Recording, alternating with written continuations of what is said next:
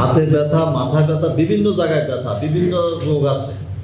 ওরা পুরো হিস্ট্রি খবর নিয়ে একবারে মূল গোড়ার থেকে কিন্তু চিকিৎসা শুরু করে।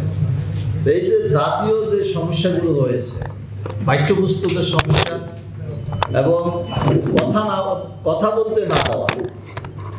বাংলাদেশের ইতিহাসে এরশাদ সাহেবকে তো আমরা সামরিক শাসক করি। ওনার সময় তো একটা মিটিং করতে হলে, মিছিল করতে হলে পুলিশের পারমিশন লাগতো না, কিন্তু এখন তো পুলিশের পারমিশন ছাড়া কিছু করা যায় না। এই যে কথা বলার স্বাধীনতা, সেটাও কেড়ে নেওয়া হয়েছে। ভোটের স্বাধীনতা কেড়ে নেওয়া হয়েছে।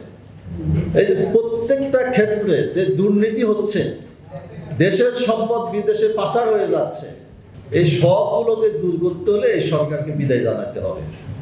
এছাড়া বিকল্প কিছু নেই।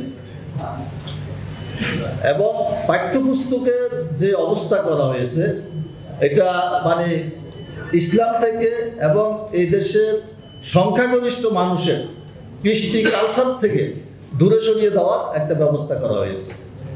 এবং আসলে আধিপত্যবাদের এই থাবাকে যদি রোখা না যায়, তাহলে জাতি মুক্তি আসবে না।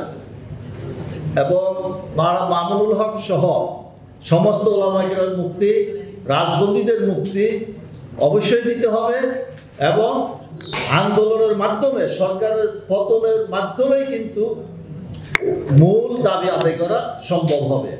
আপনারা সবাই এসেছেন, আলোচনা করেছেন, সবাইকে ধন্যবাদ জানিয়ে আমার বক্তব্য এখানে শেষ করছি।